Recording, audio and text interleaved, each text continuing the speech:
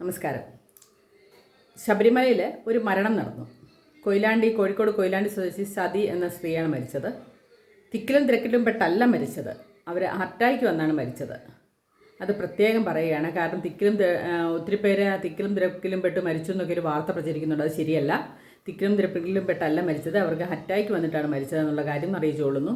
പക്ഷേ ഭയങ്കര തിരക്ക് തന്നെയാണ്. തിരക്ക് നിയന്ത്രണ വിധേയമായിട്ടില്ല എന്നാണ് അറിയാൻ സാധിച്ചത്. അതുകൊണ്ട് തന്നെ ഉടനെ വരാനിരിക്കുന്നവരാരും വരണ്ട. കാരണം 20,000 പേർക്കുള്ള സ്പോട്ട് അഡ്മിഷനാണ് അവിടോട്ട് കൊടുക്കുന്നത്. അത് മാത്രമേ ഇനി കൊടുക്കുകയുള്ളൂ. ഇനി കൂടുതൽ ആരും വന്നാൽ കടത്തി വിടില്ല.